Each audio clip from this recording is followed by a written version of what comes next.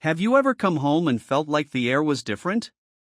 Like the walls of your own house were hiding something from you, and everyone you loved was in on a secret you weren't supposed to know? That's how it started for me, a gut punch feeling that my whole world was about to change in ways I couldn't begin to imagine. It was late afternoon on a Thursday, and I just walked into our family room. What caught my attention wasn't anything dramatic. No sobbing in the corner, no slammed doors. It was my son, Jack, sitting at the kitchen table with his Lego set. He looked up from his intricate tower of blocks and asked, with all the innocence an 8-year-old could muster, "Dad, is Mom coming home tonight?" That question was off. Mom was always home. Emily never missed dinner.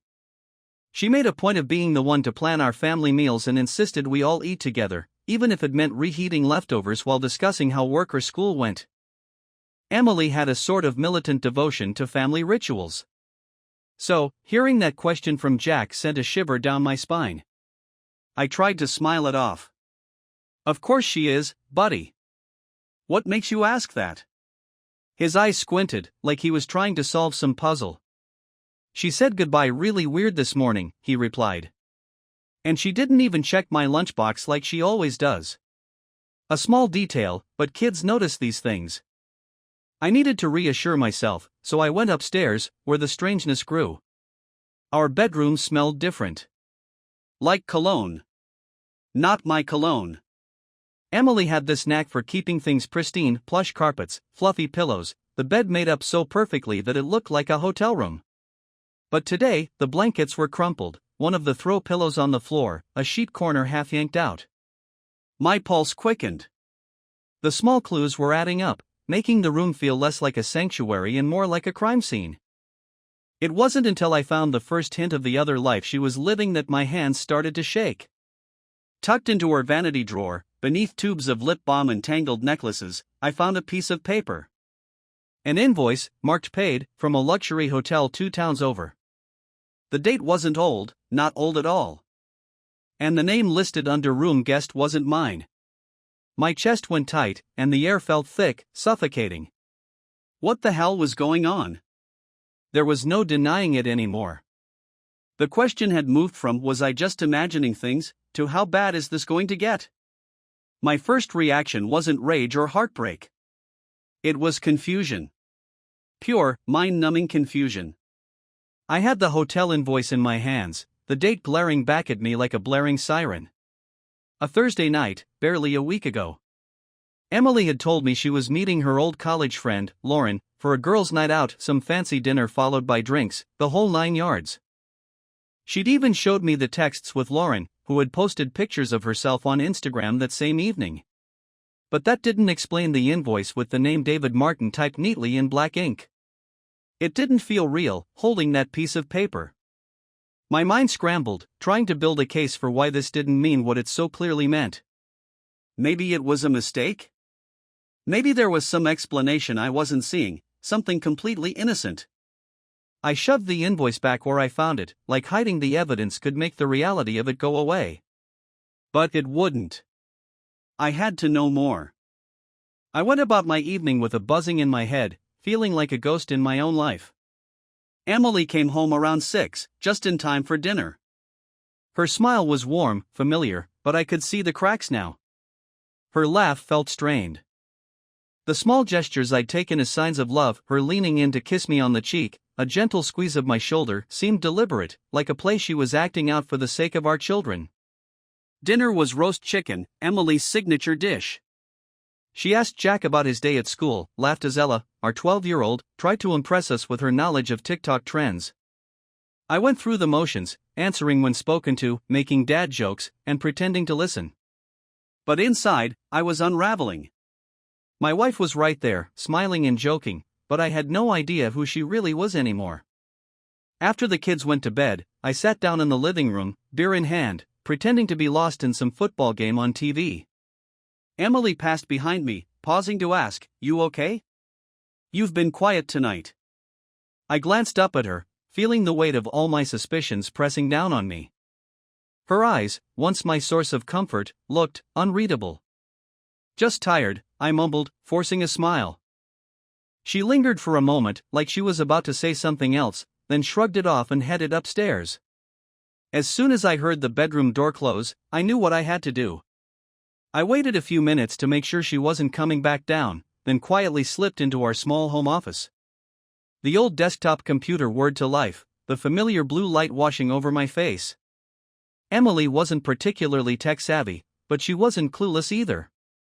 Our home computer was used mainly for paying bills and the occasional email, but I knew she logged into her personal accounts here sometimes, especially when she needed to print things out. A deep breath, and I was in using her usual password, one she'd never bothered to change from when we first got married, Jackella 2008. I opened her email, and there it was, sitting innocently in her inbox, a string of messages that made my stomach churn. David Martin. His name appeared over and over, in the subject lines of emails she hadn't even bothered to hide. The oldest message was from months ago, nothing suspicious, just a chain about work. But then they started getting personal. Flirty. Can't wait for our next meeting, he'd written in one. Thinking about you, another read, paired with an emoji that made my jaw clench. The real gut punch came from a message Emily had sent, one where she'd gushed about their evening together, how she wished it didn't have to end. I think about that night all the time, she'd written. How it felt to be free, just for a little while. I closed the laptop, the air thickening around me. Every instinct screamed at me to march upstairs, fling open the bedroom door, and demand the truth. But I knew I needed more than outrage. I needed to understand the extent of the betrayal, to see how deep this went. I knew where Emily kept her work bag. She'd left it in the hall closet, her usual spot. I walked over, silent as a burglar, and unzipped the side pocket. Inside, I found more evidence of her double life, a sleek, black planner. Flipping through it, I found entries for dinner dates, with nothing about work meetings. Hotel room numbers, phone calls scheduled during times she'd told me she was out shopping. One thing stood out, something that made my heart pound. There was a handwritten list of dates in the back of the planner, labeled our nights. Each date matched perfectly with a time she'd claimed to have plans with friends or to be working late. David's name was scribbled beside almost every entry. I heard movement upstairs and shoved everything back into her bag.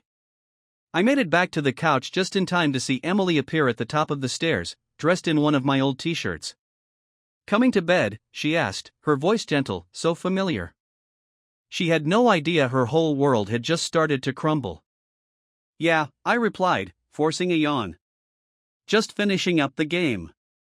I stayed there, alone in the dark, until I was sure she had fallen asleep. My mind raced with what I'd discovered, cycling between shock and disbelief, anger, and something else I couldn't quite place.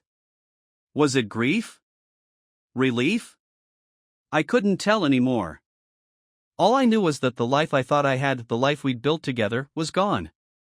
I just didn't know how I'd survive the wreckage. I lay awake that night, eyes locked on the ceiling, listening to the shallow rhythm of Emily's breathing beside me. Each exhale felt like a reminder that the person I thought I knew had been lying to me, crafting a version of our life I had never signed up for. I was already going over my options, weighing my next moves, but sleep never came. By morning, I knew it was time to confront her. Saturday dawned like any other, deceptively calm. Emily was up before me, which wasn't unusual.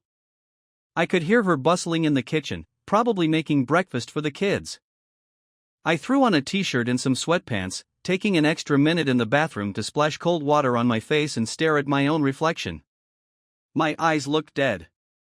I didn't recognize myself, but maybe that was fitting, since I didn't recognize her either. Downstairs, the smell of pancakes was overpowering. Emily stood at the stove, flipping them like everything was fine.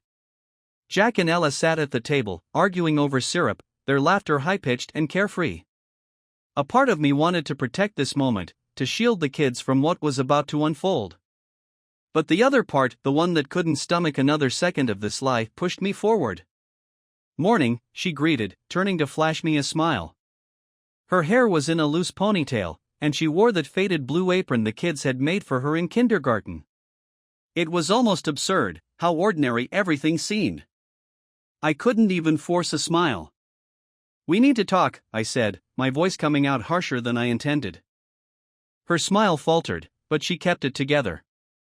Now, she asked, glancing at the kids. Yes. Now. Emily must have caught something in my expression, because she nodded and turned off the stove. Jack, Ella, go watch some cartoons in the den. Breakfast will be ready soon.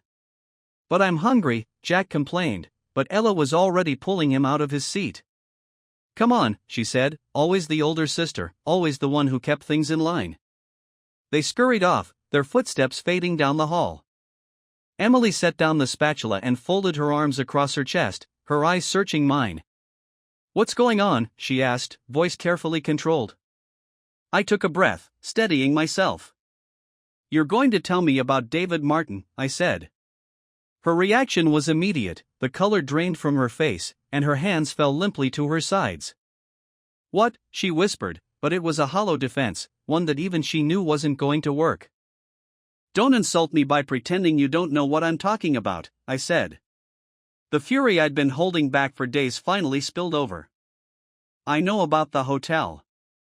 I know about the dates, the nights you lied to me. I found your planner, Emily. I've read your emails. You think I'm an idiot? Her mouth opened, then closed. She looked like she'd been slapped. For a moment, I almost felt sorry for her, but that feeling vanished as quickly as it came. You've been snooping through my things, she finally managed, her voice cracking. I couldn't believe she was trying to flip this on me. That's what you care about right now? My snooping? I stepped closer, and she flinched. How long has this been going on? Emily wrapped her arms around herself, like she was trying to hold in whatever was about to break. Chris. She stopped, pressing her lips together. How long? I demanded. Almost a year, she said finally, each word stabbing me like a knife. Her voice was so quiet I almost missed it, but I heard her. The room felt too small, too hot. I had to fight the urge to back away. A year, I echoed. I knew from the evidence I'd found that it wasn't just some fling, but hearing it, having her confirm it, that made it real. I took a step back, feeling like I needed air. Why? I asked, my voice breaking. Why, Emily? She opened her mouth, then closed it again, her eyes brimming with tears. I don't know, she said. Bullshit, I shot back, my hands balling into fists. You don't get to say you don't know. You destroyed our marriage. Our family. For what? A thrill? A break from the boring life we built together? I could feel the anger consuming me, turning me into someone I didn't want to be. Emily's eyes hardened, and she seemed to find some courage. You think this is all on me, she shot back. Do you have any idea how lonely I've been? How invisible you've made me feel? Her voice cracked, but she kept going. You're always so busy with work, with everything else. And when you are here, you're not really here, Chris. I wanted to scream. So your solution was to fuck someone else?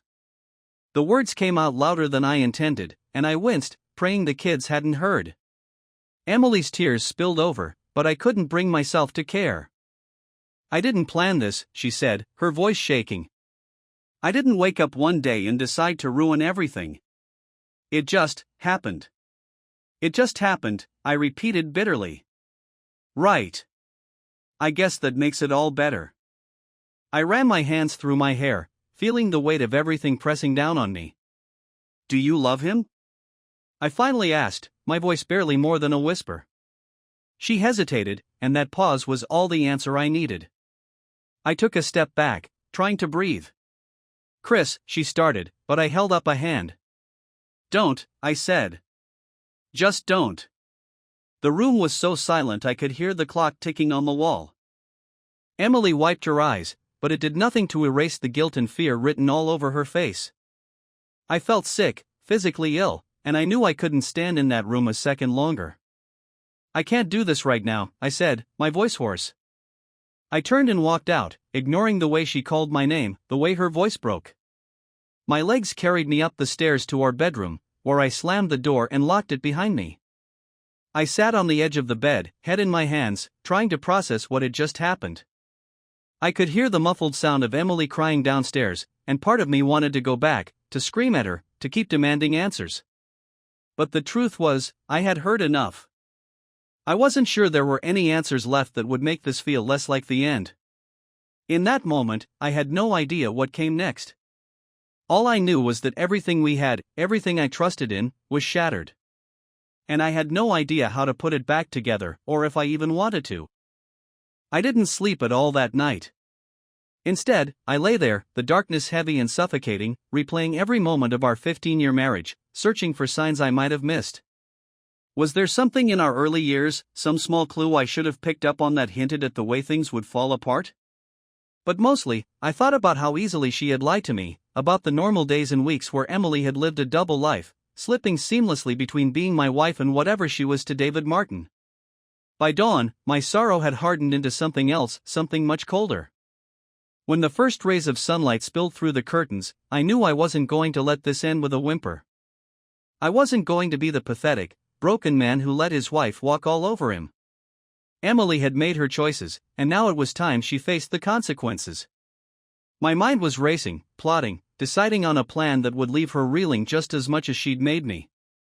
Emily wasn't in the bedroom when I finally left the sanctuary of my own thoughts.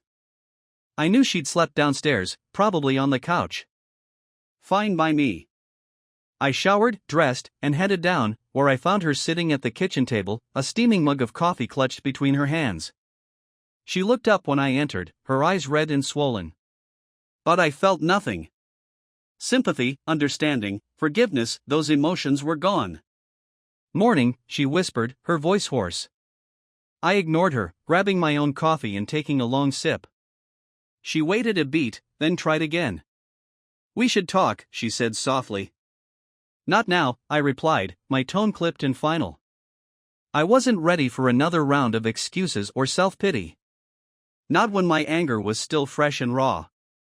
I set my mug down and walked past her without a backward glance. My first stop was at my old friend Tom's house.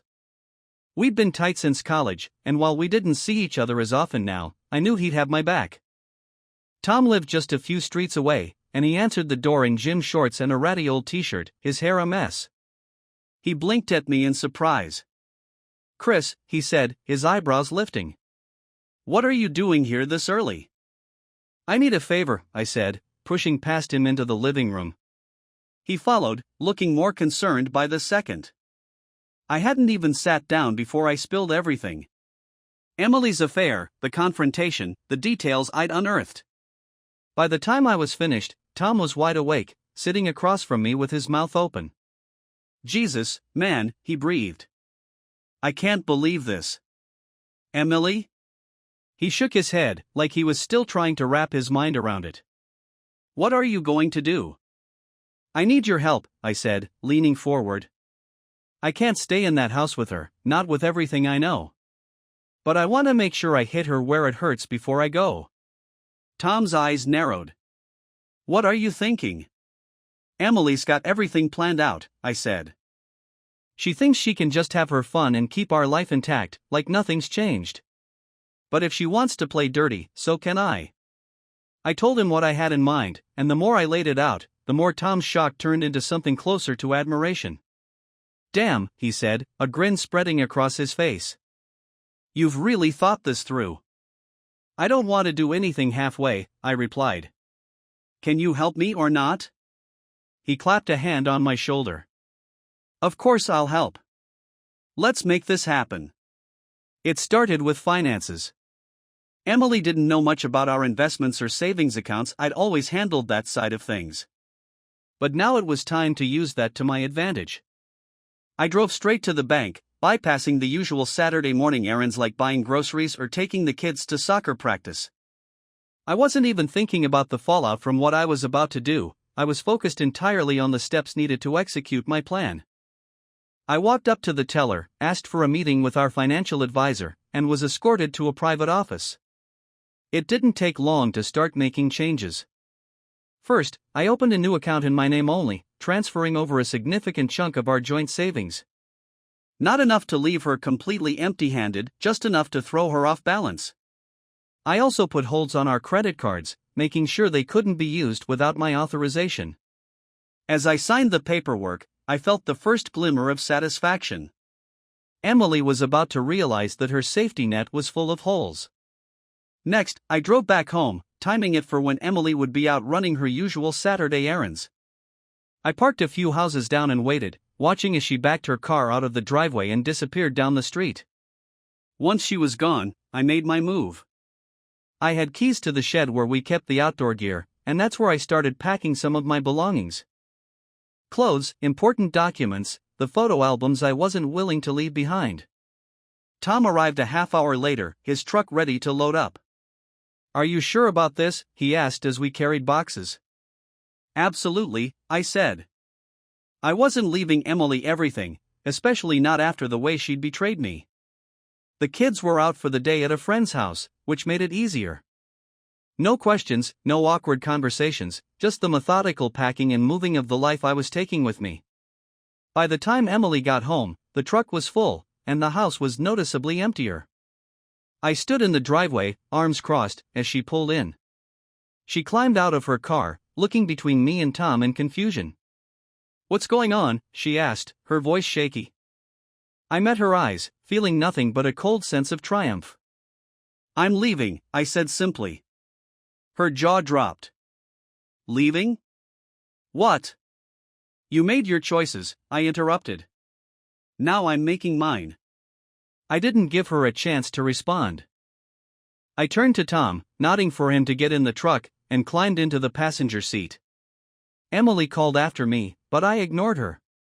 As we pulled away, I looked in the side mirror, catching one last glimpse of her standing there, bewildered and pale. But I wasn't done. Not even close.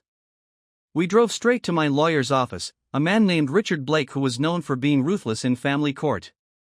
I'd scheduled a meeting ahead of time, and when I walked in, he was ready for me. We sat in his dark, wood-paneled office, and I laid out everything. The affair, the proof I had, the steps I'd already taken. Richard listened, nodding along, occasionally scribbling notes. "You have a strong case," he said finally. "With the evidence you've gathered, you'll be in a good position to negotiate custody and asset division." He adjusted his glasses and looked me dead in the eye. "But if you want to hit her hard, we have to be strategic." "That's exactly what I want," I replied. And so, we put the plan in motion. Letters were drawn up, orders filed. By Monday, Emily would be served with divorce papers, along with the evidence of her infidelity. And when she realized the financial damage I'd already inflicted, she'd know just how serious I was. Tom dropped me off at a small, furnished apartment I'd rented a few towns over. It wasn't home, but it was a place to start fresh. I set down my boxes and took a deep breath. I wasn't naive, I knew this wasn't going to be easy.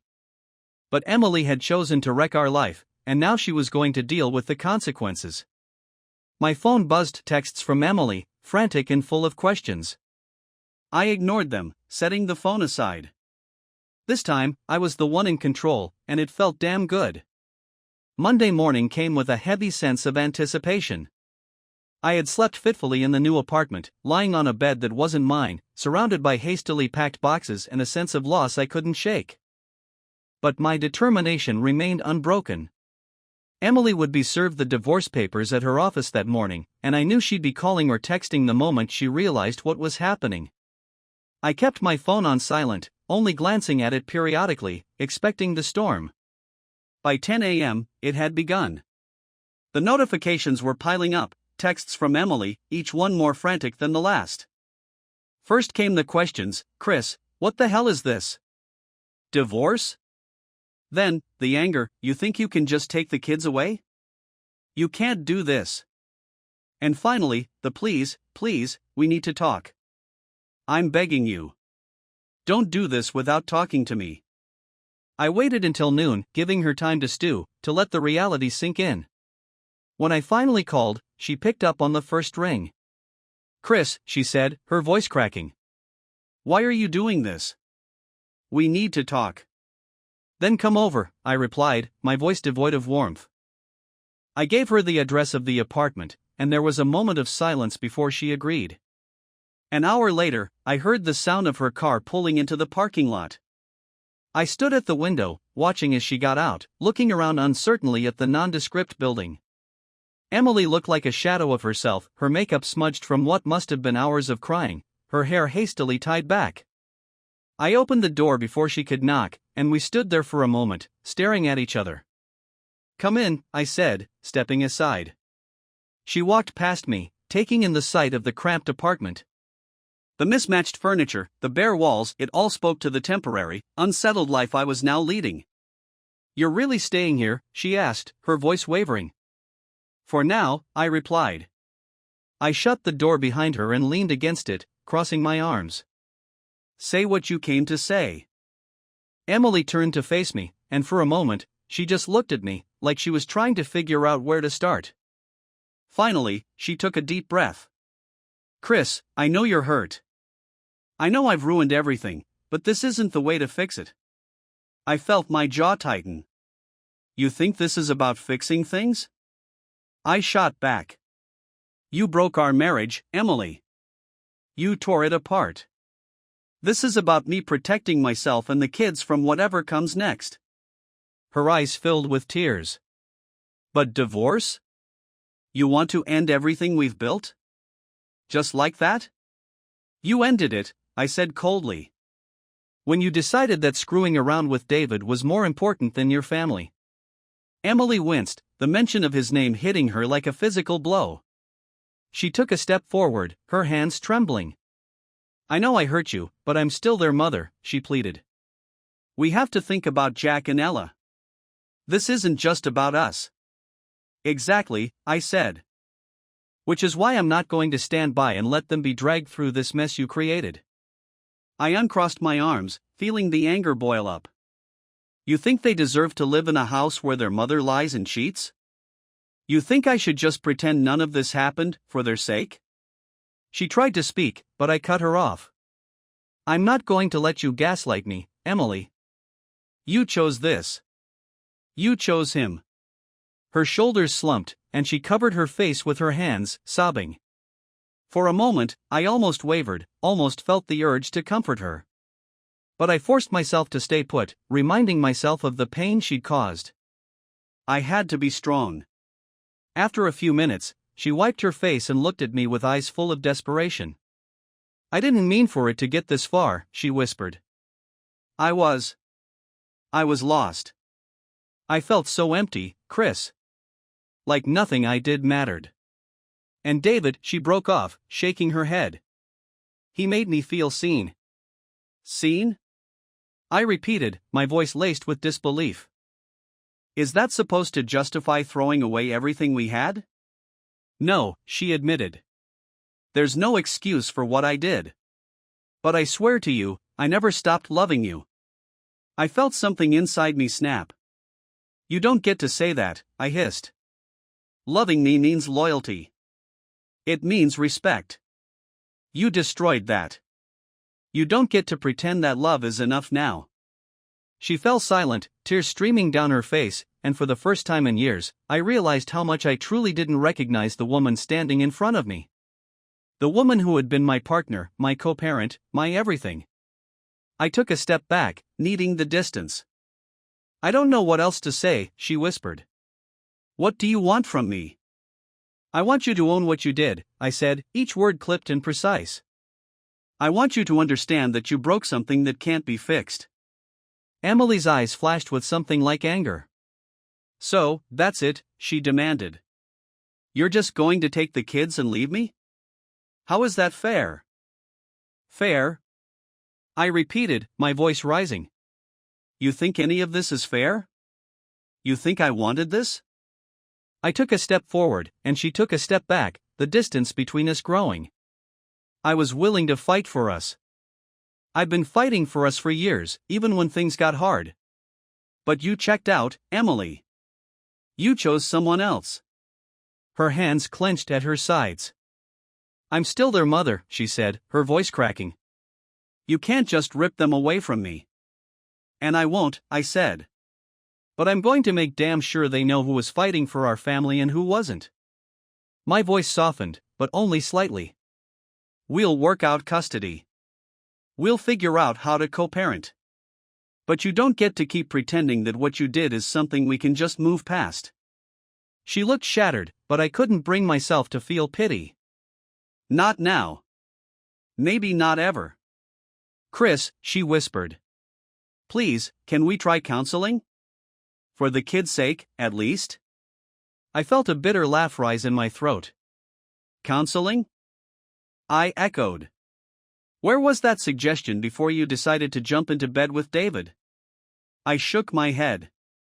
No. It's too late for that. Her shoulders sagged, defeat written all over her face. She turned toward the door, but paused, looking back at me one last time. I'm sorry, she said, her voice small and broken. I know you are, I replied, though the words felt hollow. But sorry doesn't change anything. She nodded once, then opened the door and walked out, leaving me standing alone in my barren, unfamiliar apartment. The sound of the door clicking shut felt like the final note in a song that had gone on too long. I collapsed onto the couch, the exhaustion finally crashing over me. I'd won, in a way. I had control, I had a plan. But victory had never felt so empty. I had no idea what the future held or how I'd put the pieces of my life back together. All I knew was that the life I once knew was gone, and it was time to start figuring out what came next. The days following that final conversation with Emily were a blur. I was still adjusting to my new, empty reality. The kids came first, that much I knew. Whatever happened between me and Emily, Jack and Ella didn't deserve to be casualties in this war. I had already lined up meetings with child psychologists, wanting to make sure that our split wouldn't cause them irreversible harm. As far as I was concerned, they would be spared from our mess as much as possible. On the Tuesday morning after Emily left my apartment, I found myself sitting at the kitchen table, staring at my phone. A half-eaten bowl of cereal sat beside me, the milk turning lukewarm and unappetizing. I hadn't been able to keep anything down for days, but I forced myself to eat for the energy I needed. Today was the day we were supposed to start mediation. Emily's lawyer had been quick to set it up, no doubt realizing how dire her position was after receiving my paperwork. I'd laid everything out, all my evidence, my demands, the entire history of our shattered marriage. Tom had offered to come with me for moral support, but I declined. This was something I needed to handle on my own. By 10 o'clock, I was pulling into the parking lot of a sleek, modern law office. The building loomed over me, all glass and steel, reflecting the overcast sky like a giant mirror. I took a breath, squared my shoulders, and stepped inside. Emily was already there, seated in a small waiting area off to the side. Her hair was perfectly styled, her clothes carefully chosen, but she looked exhausted. Her face was pale, and there were shadows under her eyes. She glanced up as I entered, but I didn't give her the satisfaction of meeting her gaze. Instead, I walked straight past her and checked in with the receptionist, who directed me to a conference room. Our mediator, a no-nonsense woman named Linda Patel, wasted no time. She sat at the head of the long table, legal pads spread out in front of her, glasses perched on the edge of her nose. I took a seat across from Emily, and for a moment, the room was unbearably silent. Linda cleared her throat. All right, she began, her voice calm but firm. I understand this is a highly emotional situation, but today is about practical matters. We're here to discuss asset division, custody arrangements, and any other issues you both feel need to be addressed. Emily spoke first, her voice shaking slightly.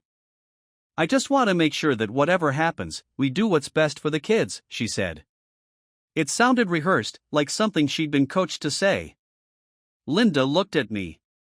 Chris, your thoughts? I leaned forward, hands clasped on the table. My priority is also Jack and Ella, I said. But I won't pretend this is anything less than a betrayal of their trust, too. I'm not here to punish Emily, but I am here to make sure my kids have stability. Emily's lawyer, a man named Kevin Graham, interrupted. Chris, we're not here to rehash grievances, he said smoothly, as if this were some business transaction. I shot him a glare. You're right, I snapped. We're here to figure out how my kids are supposed to move forward after their mother blew up our lives. Emily flinched, and her hands twisted in her lap. But I wasn't done yet. I want primary custody, I stated, looking directly at her now. The kids can visit you, but I'm not going to let them be shuttled back and forth constantly. They need one home base, and that's going to be with me. Emily's lips parted, and I could see the panic flash in her eyes. Chris, she whispered, you can't take them away from me. I stayed calm, though it took effort. You'll still see them, I said. I'm not trying to take them from you completely. But I'm not giving you 50-50 custody. Not after what you did. I turned to Linda. I'm open to a fair visitation schedule. Linda nodded, taking notes. Emily, do you want to respond? She asked. Emily sat there, looking like she wanted to argue, but she seemed to know she didn't have much ground to stand on. I want as much time with them as I can get, she said finally, her voice thick with emotion. They're my children too. My heart twisted at that. Despite everything, I knew she loved Jack and Ella. But love hadn't been enough to stop her from tearing our family apart. It wasn't enough to make up for the pain she'd caused, for the mess we now had to navigate. Linda moved us onto financial matters, and that part was easier, almost robotic. We went through our assets, our savings, the house. I laid out my terms. I would take over the mortgage, and she would pay child support. My lawyer had told me not to be lenient, but I didn't want to make things even more bitter than they already were. I was willing to compromise, but not to the point of being a pushover. By the end of the meeting, Emily looked hollowed out. I knew the feeling. I was running on fumes myself. Linda wrapped things up, and we all stood to leave. Emily lingered, her lawyer moving toward the door without her. She looked at me, and for a moment, it felt like we were the only two people in the room. Can we talk? She asked softly. I almost laughed at the absurdity of it. We'd talked plenty, hadn't we? But something in her eyes made me pause. I gestured toward a side hallway, and we stepped out of earshot of everyone else. Say whatever you need to say, I told her. Emily's hands were trembling, and she clenched them into fists to steady herself. I know you hate me, she said, her voice breaking. And I probably deserve that. But Chris, I'm so sorry for everything. I can't undo it, but I'm sorry. I studied her, the woman I'd built a life with, the mother of my children, and wondered how things had gone so wrong. The anger was still there, but it had cooled, tempered by the reality of what came next. I don't hate you, I said. I hate what you did. I hate that you destroyed the trust we had. But hating you, that's not going to help our kids. So, no. I don't hate you.